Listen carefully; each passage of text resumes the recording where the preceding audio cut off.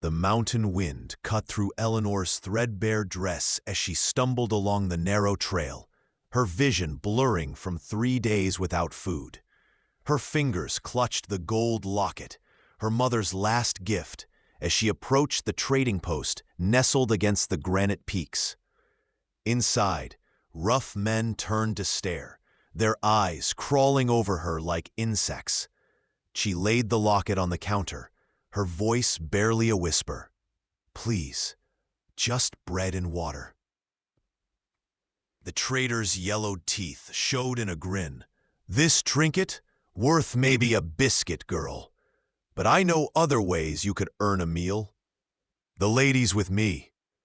The voice rumbled like distant thunder, deep and absolute. Eleanor turned to see a man who seemed carved from the very mountains themselves, broad shoulders straining against his wool shirt, dark hair touching his collar, and eyes the color of storm clouds.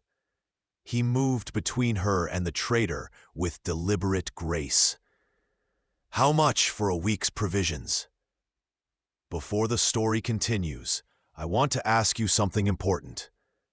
Would you take a moment to subscribe to the channel and give this video a like? Your support truly matters and motivates us to bring you more quality content like this. I'd also love to know, where are you listening to this story from today?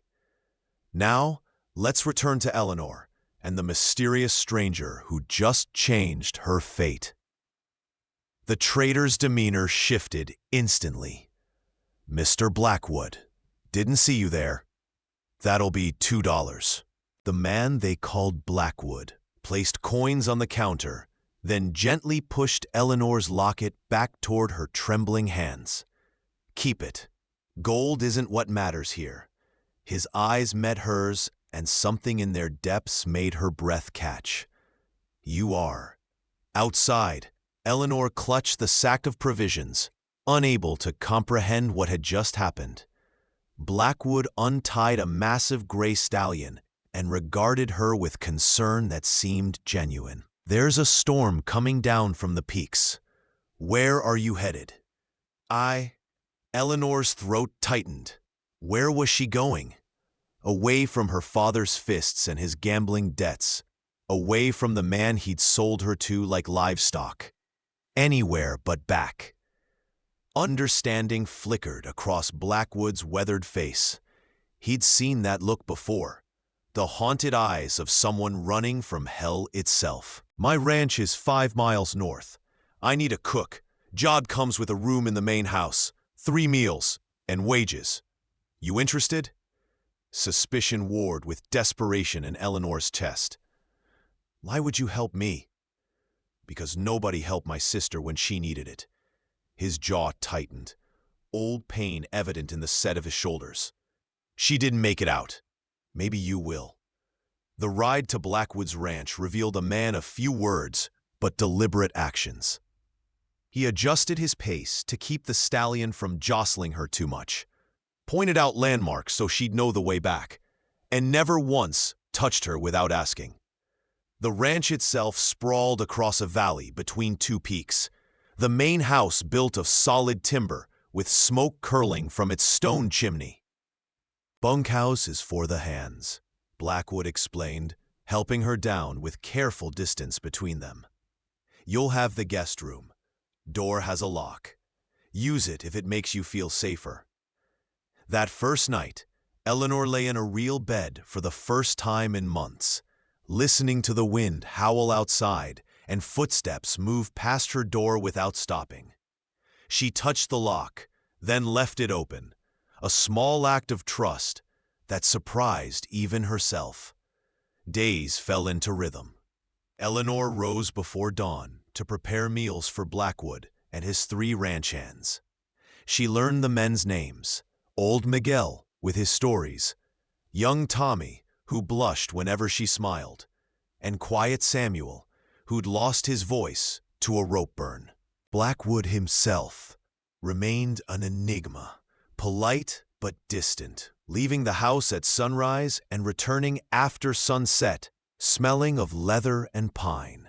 One evening, she found him in the barn, tending a mare with a wounded leg. His large hands moved with surprising gentleness as he cleaned the gash. "Will she heal?" Eleanor asked. "If she trusts me enough to let me help her." He didn't look up. "Animals know when you mean harm. People should too. But fear makes us stupid sometimes." Eleanor stepped closer, drawn by something she couldn't name. "You were afraid once." Now he did look up, those storm-gray eyes searching her face. "Still am. Fear doesn't go away. You just learn what's worth being brave for." He returned to his work, but added, "There's a rifle above the mantel. Miguel can teach you to shoot, if you want. Woman should know how to protect herself." The lessons began the next day. Miguel proved patient, showing her how to sight down the barrel, control her breathing, squeeze rather than pull the trigger. But it was Blackwood who adjusted her stance, his hands hovering near her shoulders without quite touching. "Steady," he murmured. "The gun's just a tool. Your nerve is what matters." Her first shot went wide. The second clipped a branch. The third struck dead center of the target. "Hell of a natural," Miguel whistled. Blackwood's smile was small but genuine. "Told you, worth more than gold." That night, a late-season storm rolled down from the peaks with violent fury. Lightning split the sky as Eleanor made her way from the barn to the house, and in the flash of brilliance, she saw them. 3 riders approaching through the downpour, and she recognized the lead horse, her father's bay gelding. Terror froze her worse than the cold rain. Blackwood emerged from the house, took one look at her face, and understood. "Inside, now. They'll kill you. Inside, Eleanor." His voice held iron command, wrapped in protection. "Trust me." From the window, she watched Blackwood face the 3 men. Her father dismounted, water streaming from his hat, his face purple with rage. The other 2 were the Garrett brothers, bounty hunters who asked no questions if the price was right. "You got something belongs to me," her father shouted over the storm. "I've got a cook who works for wages," Blackwood replied, his stance deceptively relaxed. "Free woman, free choice. She's my daughter. I've got rights. You've got nothing." Blackwood's hand rested near his hip where his colt waited. "And you're on my land. Leave while you still can." The elder Garrett brother spat tobacco juice. "We got papers says she's contracted to marry Martin Sutherland. Breach of contract." These men had heard of Jonas Blackwood, the giant of the peaks, they called him, and the stories about how he'd single-handedly run off claim jumpers and rustlers. Stories about his draw, faster than rattlesnake strike. "This ain't over," her father snarled, but he was already backing toward his horse. "It is," Blackwood said flatly. "Touch her again, and it won't matter how far you run. I'll find you." The 3 riders disappeared into the storm. Eleanor's legs gave out, and she sank to the floor, shaking violently. The door opened, and Blackwood entered, water streaming from his coat. He crossed to her slowly, crouching down to her level. "Eleanor, look at me." She raised her eyes, expecting to see anger or disgust at her weakness. Instead, she found only steady concern. "You're safe," he said quietly. "I give you my word. They come back, they'll regret it." "Why?" The word broke from her lips. "Why do you care?" His jaw worked, and for a moment she thought he wouldn't answer. Then, "My sister's name was Catherine. She was 17 when our pa gambled her to a man twice her age. I was working a cattle drive 2 states over when I got the telegram. She hung herself the night before the wedding." His voice remained steady, but his eyes held old agony. "I was too late for her. Maybe I'm not too late for you. Without thinking, Eleanor reached out and placed her hand over his. His skin was warm despite the cold rain, calloused from hard work, and beneath her palm she felt his pulse beating strong and steady. "Your heart beats so loud," she whispered. Blackwood's breath caught, and very slowly, giving her every chance to pull away, he turned his hand to clasp hers. "It's calling only your name," he murmured, the words seeming to surprise him as much as her. The air between them shifted, charged with something more dangerous than the lightning outside.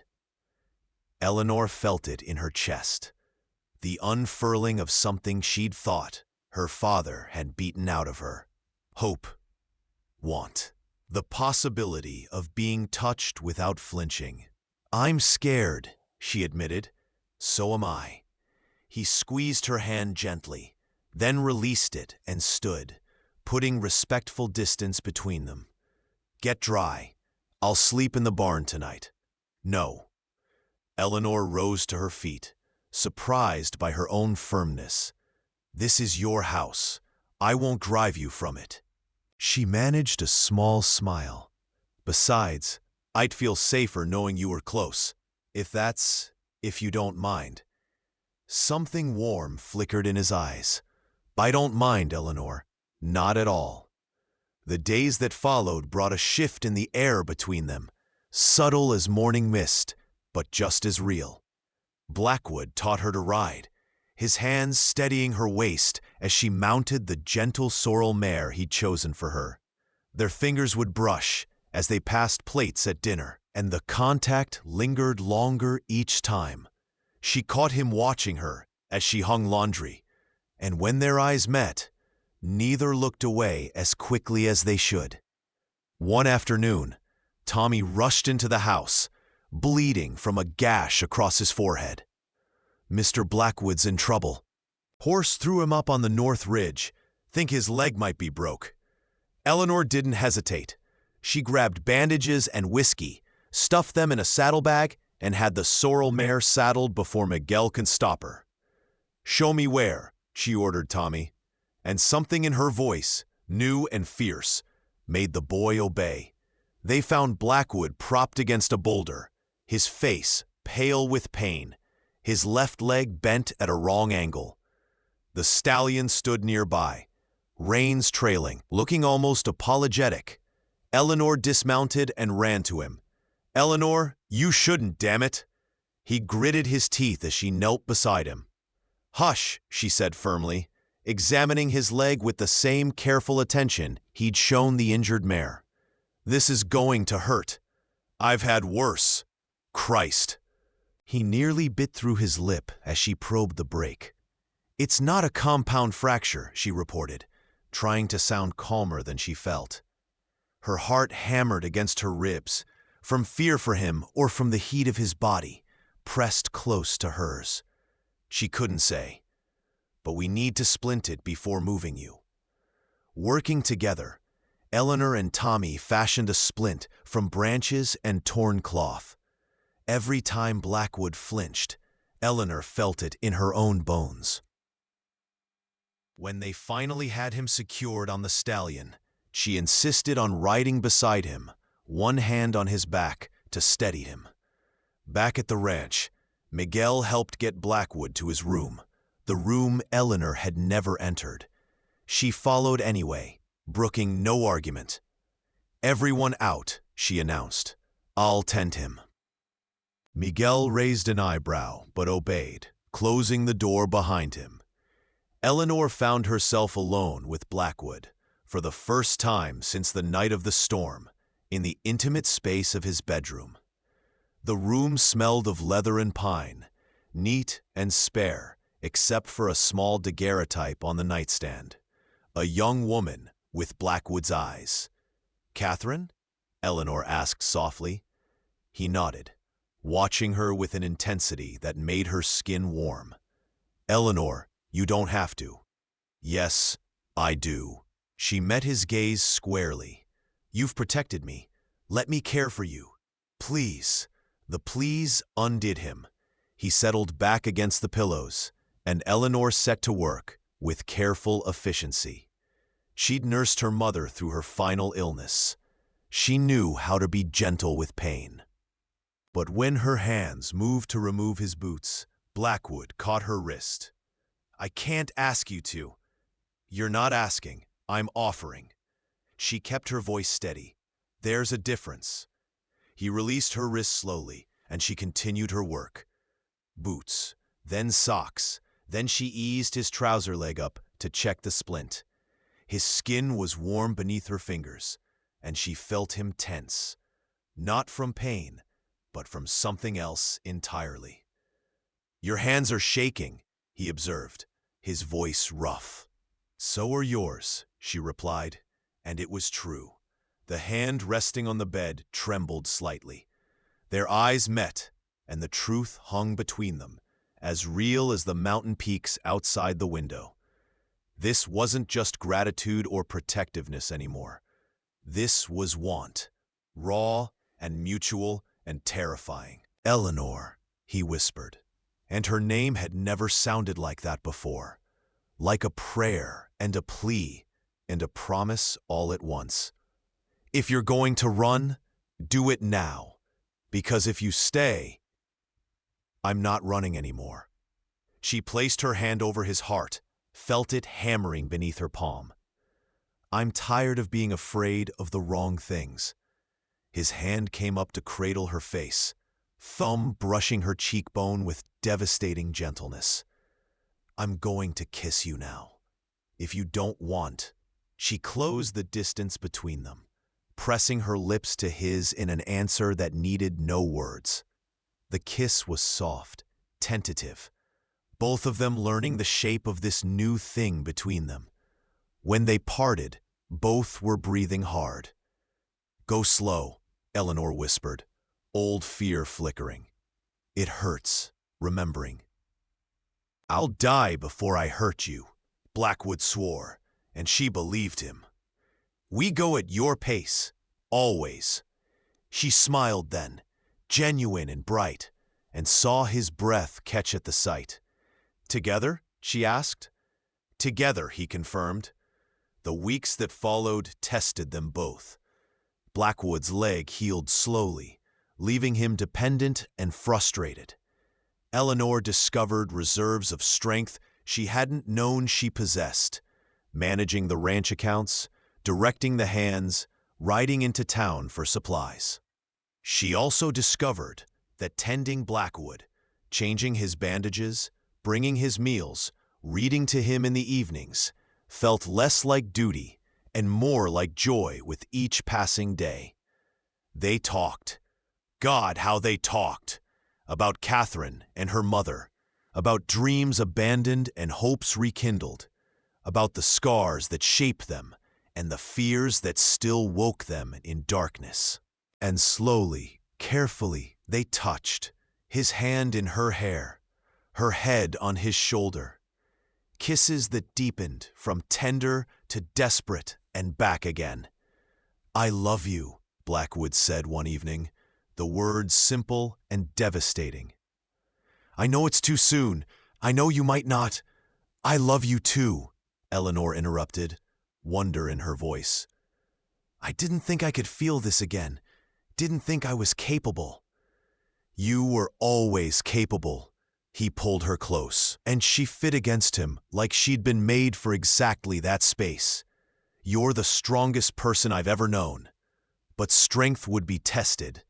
6 weeks after Blackwood's injury, Eleanor rode into town for flour and found Martin Sutherland waiting outside the general store. He'd grown heavier since she'd fled, his face florid with drink, and his eyes held mean promise. "There's my runaway bride," he drawled, blocking her path. "Your daddy's dead, by the way. Drank himself gone. Left me holding a worthless contract and a debt I mean to collect." Eleanor's hand moved to the rifle on her saddle. "I owe you nothing." "Judge might see different. Breach of promise, breach of contract." He smiled, showing too many teeth. "You're coming with me, girl. One way or another." She's not going anywhere with you. Eleanor's heart leapt. Blackwood sat astride his stallion 20 feet away, his legs still splinted, but his spine ramrod straight and his hand resting near his colt. Miguel, Tommy, and Samuel flanked him, all armed, all wearing expressions that promised violence. Sutherland's confidence wavered. "This is a legal matter."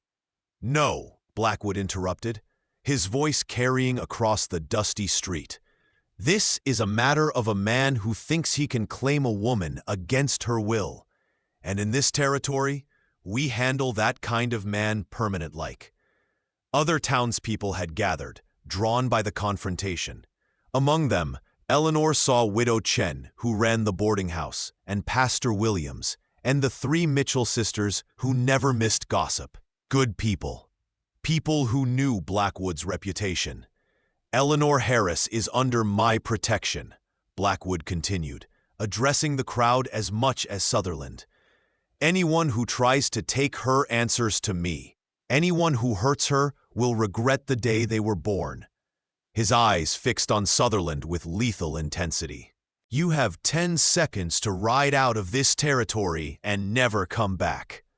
After that, I won't be responsible for what happens." Sutherland looked around, seeing no support, only cold faces and ready hands. He spat in the dust. "You can't protect her forever, Blackwood." The shot rang out, deafening in the afternoon stillness. Sutherland's hat flew off his head, a neat hole drilled through its crown. Eleanor stood with her rifle still aimed, her hands steady, her face calm. "That was a warning," she said clearly. "The next one won't be. Now get out of my town." Sutherland scrambled for his horse and galloped away, hatless and humiliated. The gathered crowd erupted in approving murmurs. Widow Chen actually applauded. Blackwood dismounted carefully and limped to Eleanor's side. Pride shone in his eyes along with something warmer, deeper. "My town?" he murmured. Eleanor lowered the rifle, suddenly aware she was trembling, not from fear, but from exhilaration. "Our town," she amended. If that's what you want." He took her hand right there in front of everyone, lifted it to his lips, and kissed her knuckles with old-fashioned courtliness. "Eleanor Harris, I'd be honored if you'd marry me. For real. Not out of fear or desperation or contract, but because I can't imagine my life without you in it. Because you make me better. Because—" "Yes," she interrupted, laughing and crying at once. "Yes, Jonas Blackwood, yes to everything." They married a week later in the small church, with half the territory in attendance. Eleanor wore a simple blue dress that Widow Chen had altered from her own wedding gown, and wildflowers from the high meadows tucked into her hair. Blackwood stood straight, despite his healing leg, and when Pastor Williams asked if he took this woman, his "I do" rang clear and certain. The kiss lasted long enough to make Pommy whistle and Miguel call out embarrassing encouragement in Spanish. But Eleanor didn't care. She was kissing the man she loved, the man who'd seen her at her lowest and called her strong, the man whose heart beat loud enough to drown out all her old fears. At the reception in the ranch's great room, with fiddle music playing and neighbors dancing, Blackwood pulled Eleanor aside to the moonlit porch. "I have something for you," he said, producing a small box. Inside lay a ring, not fancy, but beautifully crafted, with a small mountain sapphire set in silver. "It was my mother's," he explained. "She gave it to Catherine, and Catherine gave it back before she died. Made me promise to give it to someone who deserved it. Someone who chose love instead of fear." He slipped it onto her finger, and it fit perfectly. "That's you, Eleanor Blackwood." Eleanor looked at the ring, at this man. at the life stretching before them, full of possibility. "I'm not afraid anymore," she whispered. "Or maybe I am, but I'm brave enough anyway." "That's all courage ever is," he replied, pulling her close. "Being scared and doing it anyway. Together." "Together," she agreed, and kissed him under the vast Montana sky. The winter after their wedding brought challenges Eleanor hadn't anticipated. Being married to Jonas was everything she'd dreamed. His touch still made her breathless. His presence still made her feel safe. But running a ranch through Montana's brutal cold tested every skill she'd acquired.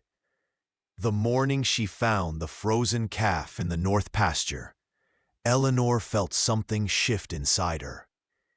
She'd wrapped it in blankets, carried it to the barn despite its weight, and spent 3 hours warming it back to life. When Jonas found her there, exhausted and triumphant with the calf nuzzling her hands, he'd pulled her close and whispered, "You're going to be an amazing mother someday." The thought terrified and thrilled her in equal measure. But motherhood would wait. First came Sarah. Eleanor was riding back from town when she spotted the woman stumbling along the frozen road. Her face a mass of bruises, her dress torn and blood-stained. Without hesitation, Eleanor dismounted and approached slowly, hands visible and empty. "My name is Eleanor Blackwood," she said gently. "I'm not going to hurt you. Can you tell me your name?" The woman's eyes, one swollen nearly shut, fixed on her with desperate hope. Sarah Mitchell, my husband. He said he'd kill me if I left, but I had to. Eleanor recognized that look. She'd worn it herself not so long ago. "You're safe now. Come with me." At the ranch, Jonas took one look at Sarah, and his jaw tightened with familiar rage. Not at Sarah, never at the victims, but at the men who created them. "Guest room?" he asked Eleanor quietly. "Our room," Eleanor corrected. "Sarah needs the guest room. We'll manage." They did more than manage. Over the following weeks, as Sarah healed and Eleanor taught her ranch skills, Jonas moved their bed into the expanded master bedroom he'd been building as a surprise. "Might as well finish it now," he said. But Eleanor saw the deeper plan forming. The guest room could house someone who needed it, and if one woman needed refuge, others would too.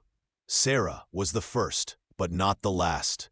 By spring, Ming had arrived, brought by Widow Chen, who'd found the young Chinese woman locked in a storage room above the saloon, beaten and starved. Ming spoke little English at first, but her hands were quick and skilled. She took over the garden, transforming it into something beautiful and productive, and slowly, carefully began to smile. Then came Rebecca in summer, barely 17 and 6 months pregnant, abandoned by the man who'd promised to marry her. She cried for 3 days straight before Eleanor sat her down and said firmly, "You're not ruined. You're not worthless. You're a woman who's going to have a baby, and that baby is going to be loved. Do you hear me?" Rebecca had nodded, wiping her eyes, and something like hope had flickered across her young face. The ranch became something more than Jonas and Eleanor had planned.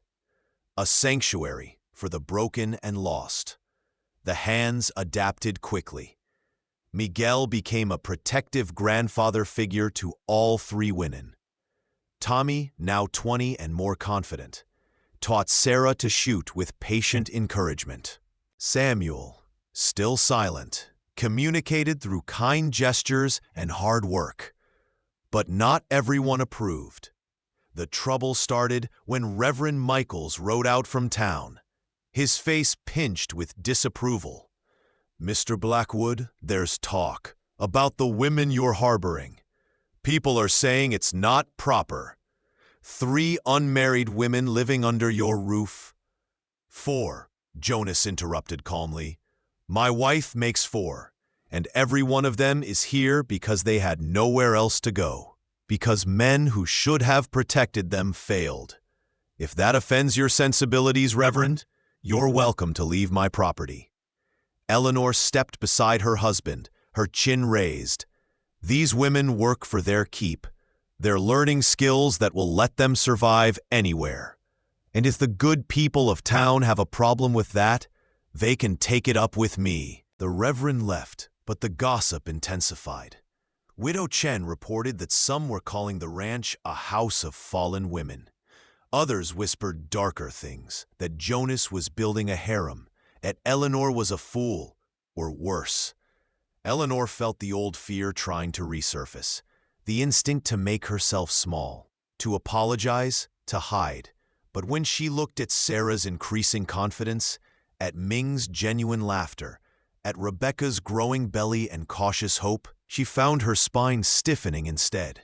Let them talk, she told Jonas one night as they lay in their bed, his arm around her, her head on his chest, listening to that steady heartbeat. We know what we're doing is right. They might make it difficult, Jonas warned. Could affect business. Some ranchers might refuse to work with us. Eleanor propped herself up to look at him.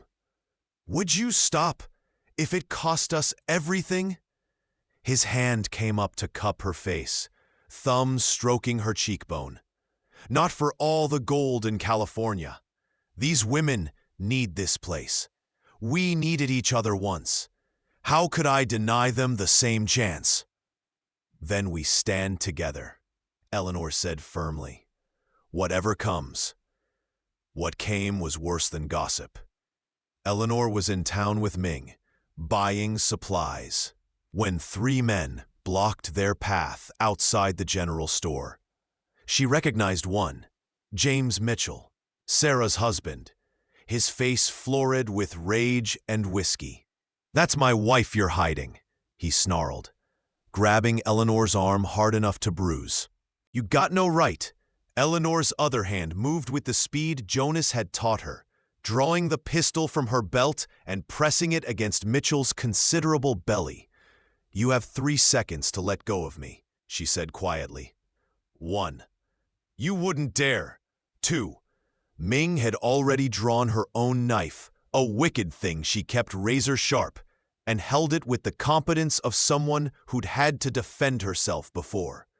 Mitchell released Eleanor's arm, stepping back. This ain't over. Sarah's coming home. Sarah is exactly where she chooses to be, Eleanor interrupted. She's a free woman, and if you set foot on Blackwood property, you'll be met with rifles. Fair warning, Mr. Mitchell. Don't test us. She and Ming walked away, neither looking back, though Eleanor's hands shook so badly she could barely hold the reins for the ride home. Jonas met them at the gate, having been alerted by Tommy, who'd witnessed the confrontation. Are you hurt? His hands ran over her arms, checking for injury, his face dark with protective fury. I'm fine, but Jonas, he's going to come for Sarah. Then we'll be ready. They were. Jonas, Miguel, Samuel, and Tommy set up a watch rotation. Eleanor taught all 3 women to shoot and was impressed by how quickly they learned. Sarah, especially, proved a natural marksman. Funny, Sarah said dryly, sighting down her rifle barrel. All those years I was afraid of guns because James had one. Never occurred to me I could have one too. The attack came on a moonless night 2 weeks later. Mitchell brought 6 men with him, drunk and armed, riding up to the ranch house with torches and shouting for Sarah to come out. Jonas met them on the porch, rifle in hand, with Miguel and Samuel flanking him. You're trespassing. Leave now or face consequences. That's my wife in there, Mitchell roared. I got a legal right. You got nothing, Jonas replied coldly. She left you. That's her legal right. Now ride out, or we start shooting. Mitchell's response was to raise his pistol, but he never got the shot off. A rifle cracked from the second-floor window, Sarah's window, and Mitchell's gun went spinning from his hand. Another shot from Ming's window took the torch from the nearest rider. "Next shots won't be so generous," Eleanor called from the front door, her own rifle trained on Mitchell. "You have 10 seconds to leave. After that, we defend our home." The men looked at the house, at the rifles, aimed from multiple windows, at Jonas's cold certainty, at Miguel's weathered competence, and their bravado crumbled. They rode out cursing, but they rode out. Sarah came downstairs, her face pale, but set with new determination. "Thank you," she whispered. "All of you. For the first time in 10 years, I'm not afraid of him." "That's what family does," Eleanor replied, pulling the younger woman into a hug. "We protect each other." That night, lying in bed with Jonas, Eleanor felt his hand rest gently on her stomach. "You're late," he observed quietly. 3 weeks now. She'd noticed too, but hadn't dared hope. It might be the stress, or it might be a baby. His voice held wonder and fear in equal measure. "Eleanor, if you're carrying our child, then we'll face that together too," she interrupted, taking his hand. "Just like everything else." The midwife confirmed it 2 weeks later. Eleanor was pregnant, due in early spring. The news transformed the ranch. The women fussed over her despite her protests. Jonas became almost comically protective, trying to prevent her from doing any heavy work until she threatened to shoot him. "I'm pregnant, not dying," she informed him tartly. "Women have been having babies and running households for thousands of years. I can manage both." But secretly, she loved his attention. The way his hand would rest on her growing belly. The way he'd read to her in the evenings, his voice soft and steady. The way he'd hold her through the morning sickness and tell her she was beautiful even when she felt wretched. Winter came again, and with it, Rebecca's labor. Eleanor assisted the midwife, holding Rebecca's hand through the long night, whispering encouragement. When the baby finally arrived, a healthy boy with a powerful cry, Rebecca wept with relief and joy. "What will you call him?" Ming asked, cooing over the infant. Rebecca looked at Eleanor, then at the window where dawn was breaking over the mountains. "Hope," she said softly. "His name is Hope." Eleanor felt something settle in her chest, watching Rebecca nurse her son, surrounded by women who'd become family. This was what they'd built. Not just a ranch, but a place where new beginnings were possible, where hope could be born again. Her own baby came on a wild March morning, arriving fast and fierce like a spring storm. Jonas paced outside the bedroom, looking more terrified than Eleanor had ever seen him. When the midwife finally opened the door and said, "Mr. Blackwood, meet your daughter," he rushed in to find Eleanor exhausted but smiling. A tiny bundle in her arms. "Catherine," Eleanor whispered, looking at their daughter's face. "For your sister, so she knows she's remembered." Jonas's eyes filled with tears, the first time Eleanor had seen him cry. He touched their daughter's tiny hand, and when her fingers wrapped around his, he made a sound halfway between a laugh and a sob. "Hello, little one. You're going to be so loved." And she was. Catherine grew surrounded by aunts who doted on her. Sarah taught her songs. Ming made her clothes embroidered with flowers. Rebecca's son Hope became her constant companion. The ranch hummed with life and laughter and purpose. 2 years after Catherine's birth, Eleanor stood on the porch watching Jonas teach their daughter to ride. She was pregnant again. A boy this time, she was certain. And the ranch had expanded to house 2 more women and their children. 5 years later, Eleanor Blackwood stood on the porch of the ranch house, expanded now, with an addition for the children's rooms, watching her husband teach their daughter to ride. Little Catherine, named for the aunt she'd never meet, sat before Jonas on the saddle, her black hair wild in the wind, her laugh carrying across the valley. Their son, barely 2, tugged at Eleanor's skirt. "Mama, ride?" "Soon, sweetheart," she promised, lifting him to her hip. Her hands, once trembling and uncertain, now held him with confident strength. Miguel emerged from the barn, gray-haired now but still spry, leading a new mare. "Your rescue, Senora." Found her wandering the north road, half-starved. Eleanor studied the mare, young, frightened, scarred from rough handling. "Put her in the east paddock," she instructed. "Away from the stallions. Let her learn she's safe first." It had become her calling, rescuing the lost ones, horses and women both. The ranch now housed 3 other women rebuilding their lives. Sarah, fleeing an abusive husband, Ming, whose parents had sold her to a brothel, and young Rebecca, pregnant and abandoned. They worked the ranch alongside the hands, learning to be strong, learning to trust again. Jonas rode up with Catherine, who scrambled down to chase a barn cat. He dismounted, pulled Eleanor close, and pressed a kiss to her temple. "What are you thinking about?" "About being found," Eleanor replied, watching the frightened mare in the paddock. "About how love doesn't rescue us. It gives us the courage to rescue ourselves." "Wise woman," Jonas murmured against her hair. "I had a good teacher." She turned in his arms, her hands finding his chest, that steady heartbeat still loud and certain beneath her palm. "Still calling my name?" "Every damn day," he confirmed, and kissed her deeply, thoroughly, the way a man kisses his wife when he knows she's chosen him freely, chosen him completely. Together, they'd built more than a ranch. They'd built a refuge, a home, a place where the broken could become whole again, where fear could transform into courage, where hearts beat loud enough to drown out the darkness.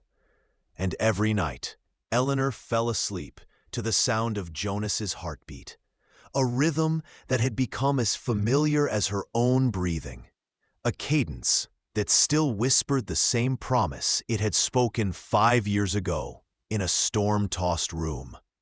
Together. Always together. Thank you so much for listening to this story. I'd love to know where you're enjoying this tale from. Are you listening at home, during your commute, or perhaps while working? Please subscribe to the From Wild West channel and share your thoughts in the comments below. What did you think of Eleanor and Jonas's journey? Your feedback means the world to us.